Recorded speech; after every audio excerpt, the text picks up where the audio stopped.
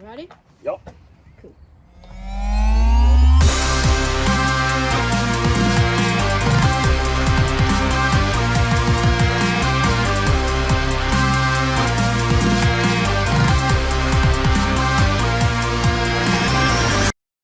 So, first thing, let's talk about the new dress code or dress expectations that we have here.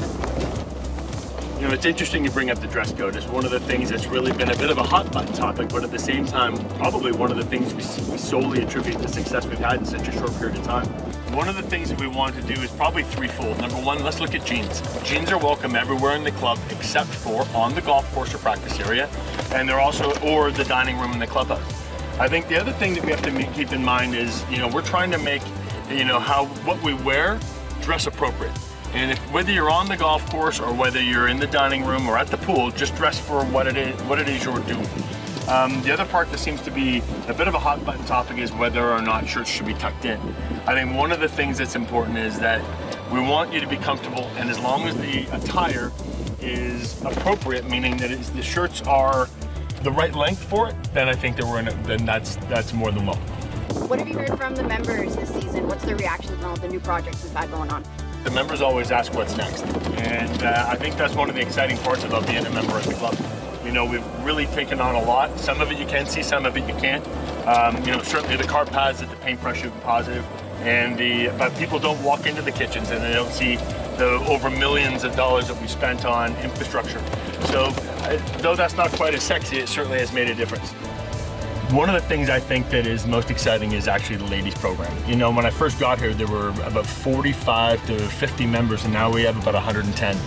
It didn't really dawn on me the interest and the desire to belong until we had 44 ladies at our first clinic in the spring, and we've averaged, you know, between 26 and 40 for every single outing we've had.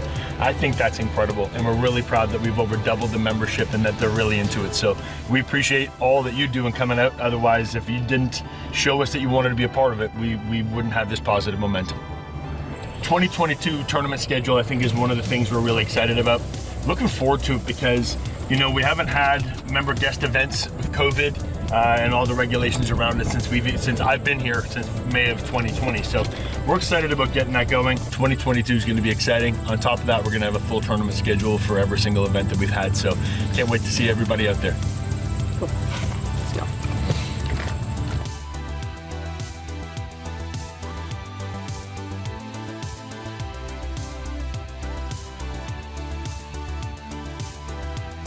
Favorite part of your job?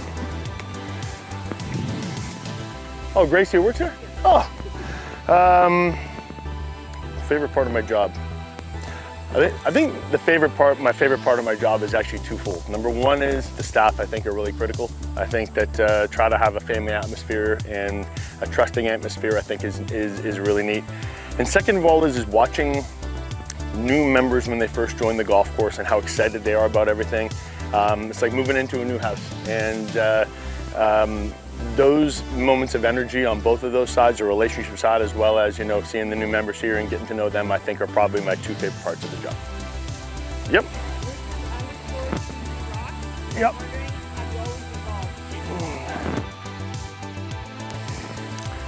Well, regarding my preferred hairstyle, lack thereof, I started losing my hair in my 20s. Even when I had hair, it was not attractive hair. It looked like the cat had been licking it. So I shaved it down a lot even when I was younger, and I kind of went bald gracefully where people didn't really quite know what was happening.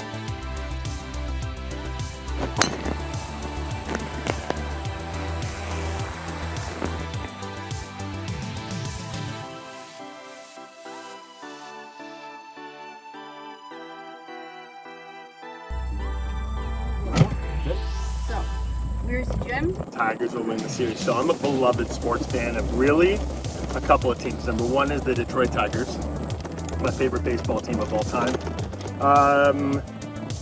No, I don't think they're going to win it the next decade, Jimmy. And another favorite team is New England Patriots. I'm a diehard Patriots fan long before the Brady era. I'm old enough to be that.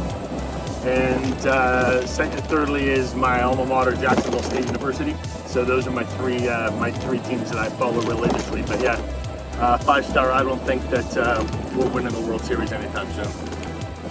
All right. Calvin Timber frames. I'm Yep. wondering if you've ever gotten a hole. Yes, actually I have 3 holes in one of my life, and the funny part about all 3 of them, I've never seen any of them go in. So one, I was a kid and it was pouring rain and I used to wear glasses, and my glasses were all spotted and the people in front of us started yelling. That's how I knew it was in. And the other 2 were on blind shot par 3s, and one was a 13 hole at Magna and another one was down in the States. So those are the 3 that I have so far. If there's any consideration being given to mixing the groups better for men's groups, it's difficult for new members to meet others. Maybe say that's different. You know, that's actually a really interesting concept is on Wednesdays to mix the groups up. I think that's something that maybe we'll do a random draw once a month next year on the Wednesday, and people can put in maybe a time parameter that they want, early, midday, or late afternoon based on their work schedules. But I think that mixing it up is a great idea, so count on that next summer. Yeah, probably just hit it. Come one. On the 14th hole here at the Pulpit, black tee shot, I probably hit that not so hot as first thing in the morning with 0 warm up on a Monday. 275 in the middle of the fairway. I probably have 180 hole, a little uphill, a little bit into the fence. I'm gonna hit a 7-iron.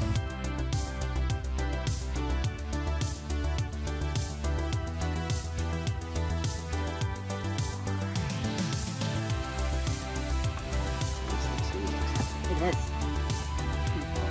Marcel Ortio is wondering, how does the Pulpit experience differ from the other clubs you've been involved in? You know, each of the major clubs I've been with, whether it be Magna, Hamilton, and the National now here, I'd say probably this is the most all-encompassing experience, I think, for the members. And what I mean by that is, you know, it's fun, it's family, has a slight corporate flair, easily entertaining for guests and clients. I also think it's really neat that you know, the family dynamic here is probably the most special of them all. And then the other part about it is, more than anything, our owners want to know what the members are talking about and react to that feedback. And I've never been so directly involved in the pulse of the people who are joining and who've been here a long time and what the owners want to do. It's really very much in sync. So it makes it really easy to come to work every day, because it's really not a battle or members don't feel like they're being ignored. It's really all encompassing and unified. Well, I can't go any further, otherwise somebody's going to go Roxborough drove the cart past the post. So I know that. All right. But you know what we'll do? I'll address it when I get up there. I know I drove the cart past the post, but we're doing it for TV.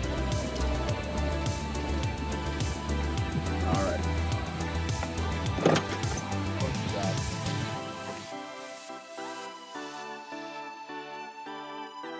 As you address the ball, one quick question. Yep. We're definitely going to have a 30th anniversary party on Canada Day at the Paintbrush in 22. We saw what the people loved about some of the events we've done so far, and it's going to be a great celebration, but definitely plan on something coming, because all the ideas we've had so far have been pretty good. Good? Shit.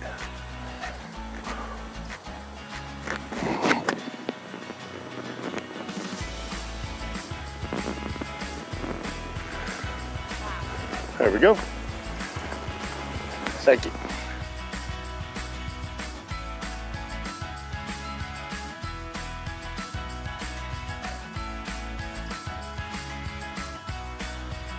the Paintbrush. Yep. Means like the goats.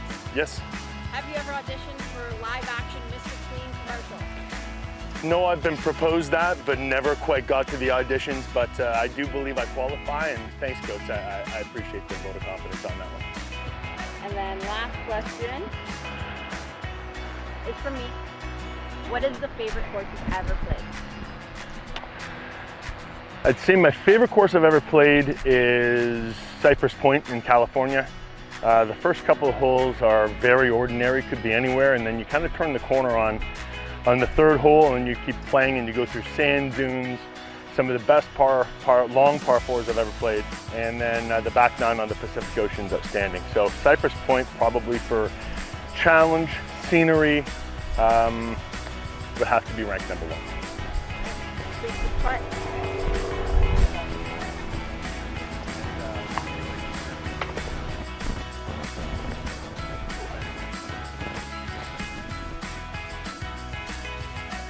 Everybody, thank you for your questions, and more importantly, thank you for spending some time with me on hole number 14.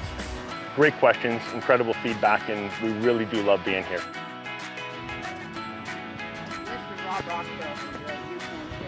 You're exactly right, and could do it. Dried up ones like this aren't going to survive either. So you fill those up there, and off she goes. It's pretty good.